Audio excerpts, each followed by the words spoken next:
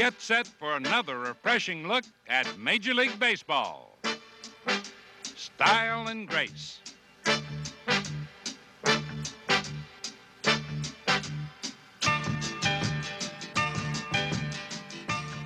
Intricate teamwork.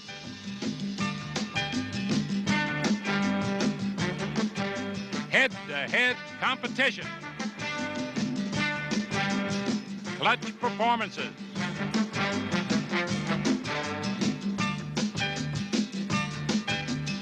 Sparkling defense. Rookies with power.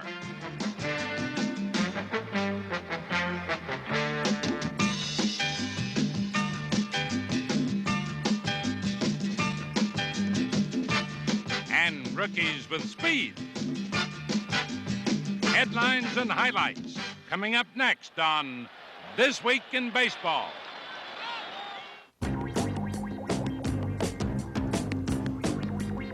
In the American League West, a tight four-team race has been blasted wide open by the Kansas City Royals. They just haven't been letting anything get by them.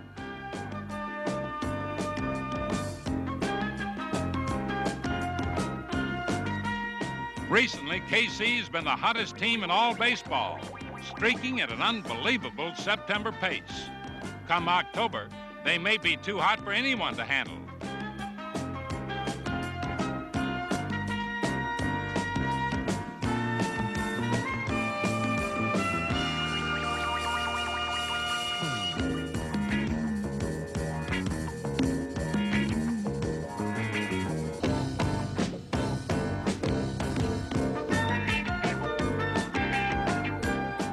What can you say about a team that wins 12 in a row and 23 of 26 ball games? Yes, the Royals are roaring toward a repeat of their 1976 divisional title.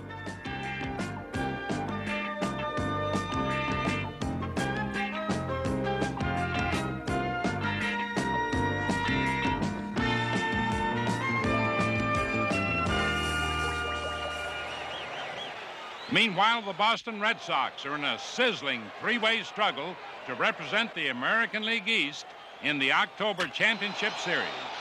Behind the blazing bat of Carlton Fisk, the Red Sox were off on another winning streak. Fisk hit over 600 for the week, drove in 17 runs and won 5-game stretch. 4 RBIs came on this grand slam homer. Carlton and the Sox feel they were ready for their 2 big showdowns with the Yankees. 5 games with standing room only, which figured to draw nearly 250,000 people. With all the talk about the Yankee-Red Sox rivalry, they're keeping a weather eye cocked on a third team in that Eastern Division scramble, the Baltimore Orioles. Just ask manager Earl Weaver. He'll remind you that his Orioles have won their division 5 of the last 8 years. One reason has always been Jim Palmer, who in this year's stretch run is looking very much like the Oriole ace of old. He started fast this year, slowed down after the All-Star game, but now he's back in the groove.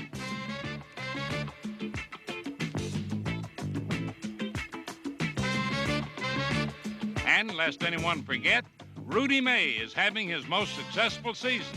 This week he pitched his 4th shutout for 1 win and followed that with a 2-hit victory. Oriole pitching has been consistent all year, and lately, Baltimore bats have been especially boisterous, featuring Ken Singleton, who keeps getting better and better. He now has the best on-base percentage in baseball. Counting hits and walks, Singleton has reached base 44% of the time, and for the last 6 weeks, he's been hitting over 400. Yes, Ken Singleton has been the Orioles' main man.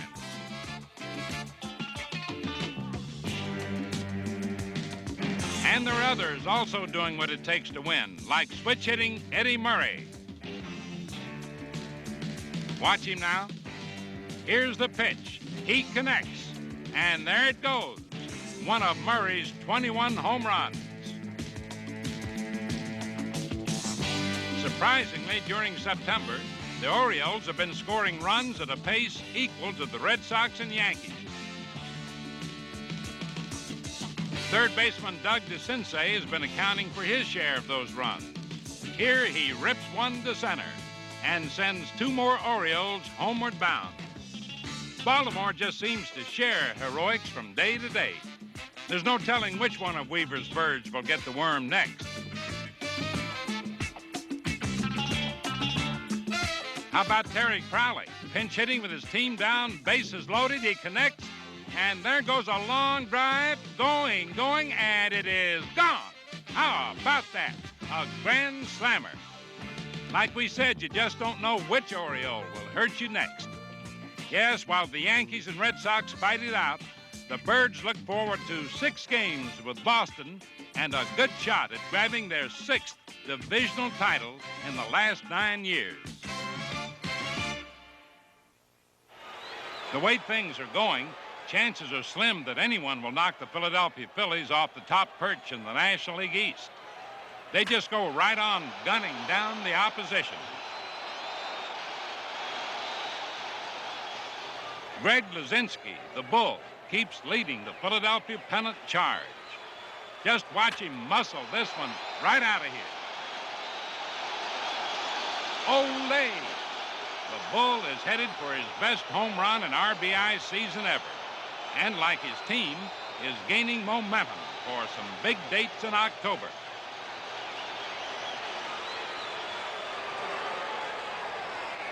Meanwhile, the Pittsburgh Pirates keep scrambling to stay alive, but time is getting short.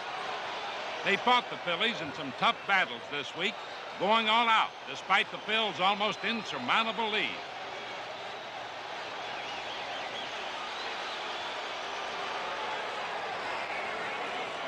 The Bucks are still scrapping.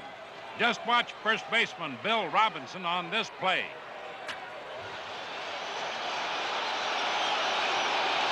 Man alive. And on this play, keep an eye on second baseman Phil Garner.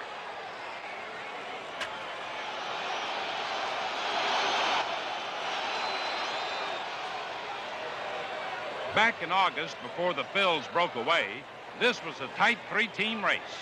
At that time, Phil Garner told us what he thought would make the difference in the stretch run.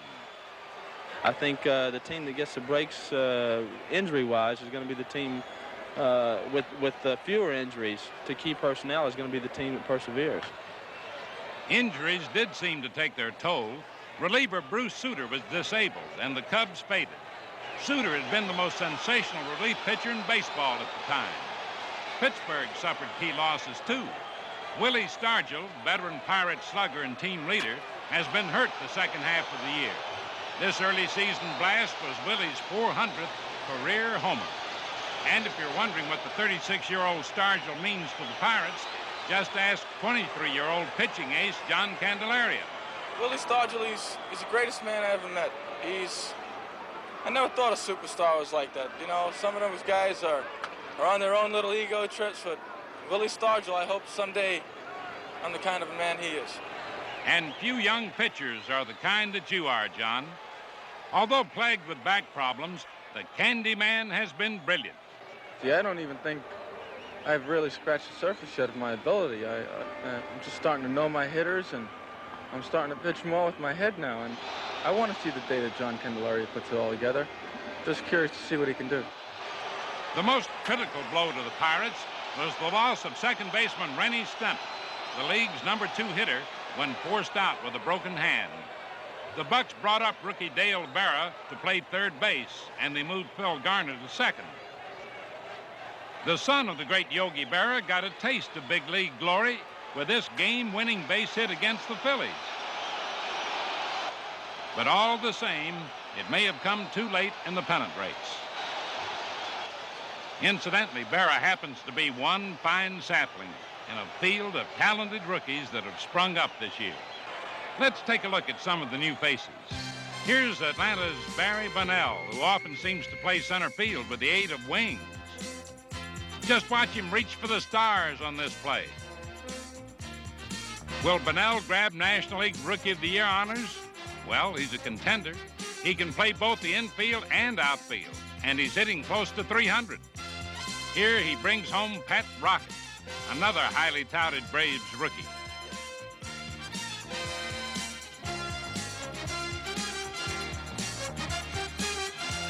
And here's San Diego's Gene Richards at bat. He shows power. It's over the fence. But Richards is known primarily for his base stealing ability. He's a good bet to steal 50 in this, his rookie season. New York Steve Henderson is another rookie who has to be watched closely on the bases. Just take a look. Yes, Henderson will really hurt you on the bases. Not only that, he'll hurt you at the plate. Since joining the Mets in the Tom Seaver trade, he's been the club's biggest bat. He's hitting over 300, shows both good power and the ability to hit in the clutch. Right now, the Mets are basing their future on Steve Henderson. Warren Cromartie is one of two exciting rookie outfielders for the Expos. The Montreal left fielder's been a tough out all season and is among the league leaders in doubles. Center fielder Andre Dawson can do everything: field, run, hit. All in all, the choice for Rookie of the Year in the National League won't be easy.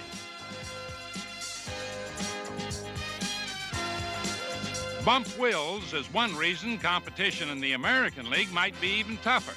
A leading candidate for rookie honors, he's clearly the favorite son in Texas. And any son of Maury Wills has much to live up to, but Bumps proved he can make a name for himself. He's batting .280, fielding brilliantly, even stealing a few bases, just to maintain a little family tradition. We've been talking about Baltimore's Eddie Murray all year, mainly because he keeps getting the big hits that win ball games. The young switch hitter has plenty of power, and although not yet a .300 hitter, he's been one of the big reasons why Baltimore is still in the pennant race.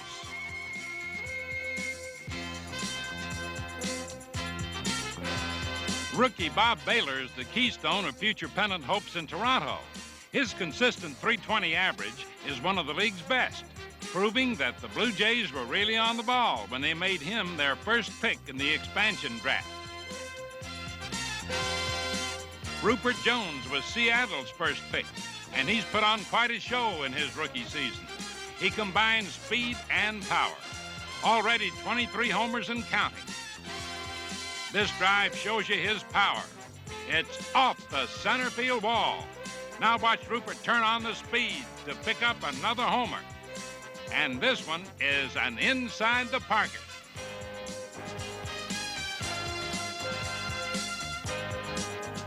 But when it comes to speed and power, few rookies have ever had it like Mitchell Page. He's become one of the finest base stealers in the game. Already set a league record of 26 straight steals. And he wields a dangerous bat, one that combines a .300 average with power and heavy RBI production. The A's built one dynasty around a young player by the name of Reggie Jackson, and they hope to build another around Mitchell Page. Rookie Steve Kemp is one reason why Tiger manager Ralph Houck is brimming with confidence about Detroit's future. The former USC star has made it big in a hurry with over 80 RBIs. Last year, Mark Fidrych was the overwhelming choice for Rookie of the Year. This year, the Tigers' 15-game winner Dave Rozema could grab the honor. League competition is tough, which makes it really hard to pick a winner when so many talented rookies arrive together.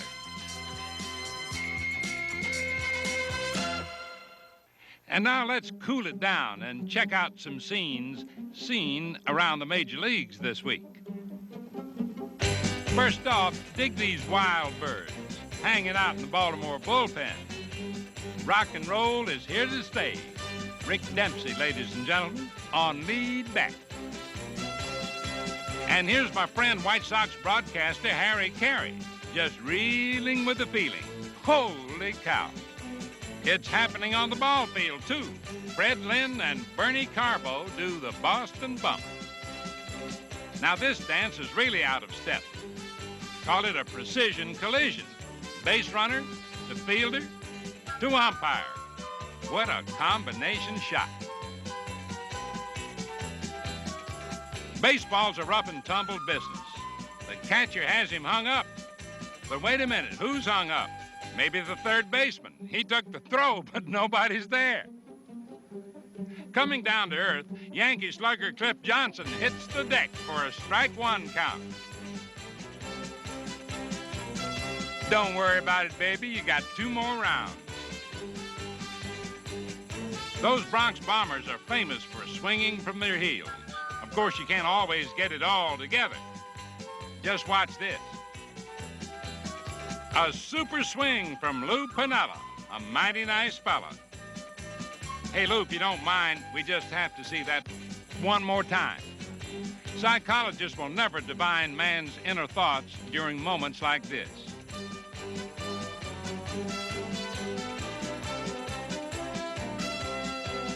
Here's some quick thinking.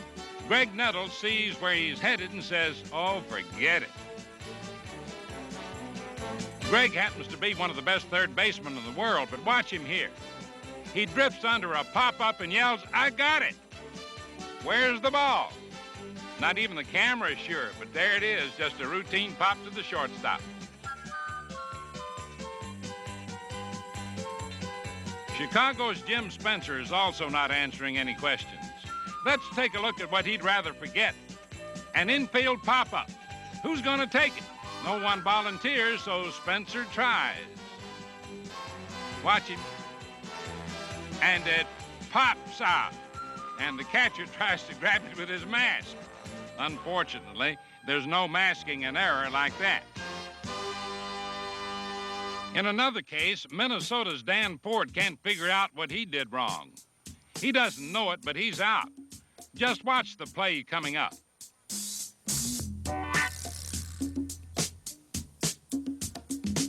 There's a line drive to left field that looks like a hit. Ford takes off from first, not knowing the ball will be caught until he reaches second. Now look at him.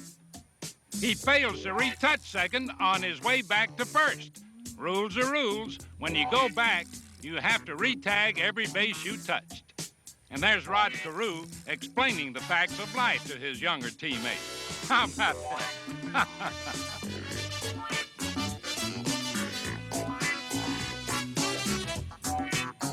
And here's one that no one can miss, though Gary Maddox won't easily believe it. Generous offerings from the Pittsburgh Pirates.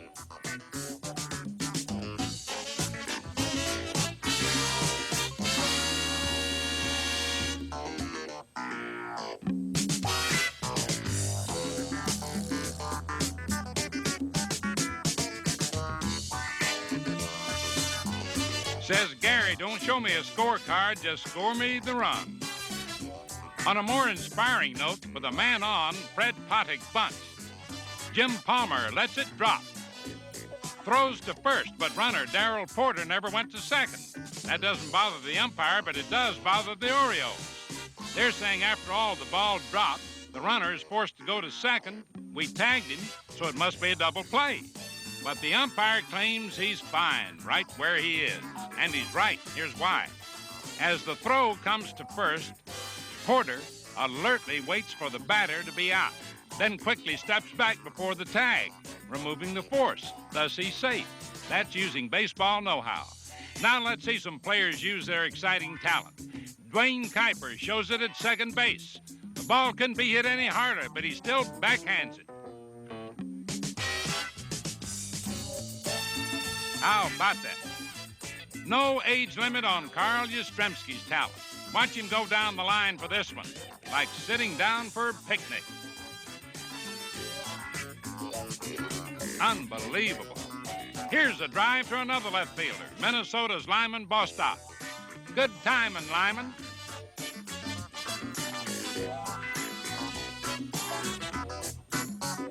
But number one this week on the defensive charts is California's Don Baylor. Take a look. Wow! That one deserves a big round of applause.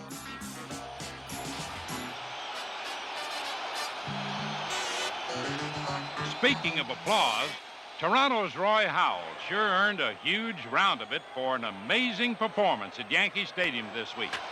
He had a fantastic day, a day to remember, as he drove in a huge flock of Blue Jays.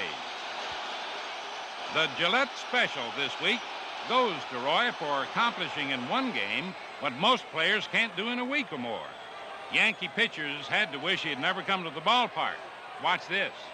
Deep to right. It's going, and it is gone. While Toronto won a 19-3 shocker from the Yankees, Howell drove in 9 runs, only 3 short of the Major League record. In addition, Roy's bat helped the expansion Blue Jays give the Yankees their worst clobbering at the stadium since 1925. Well, that's life in the world of baseball, and about all you can ever expect is the unexpected. Bye-bye, everybody.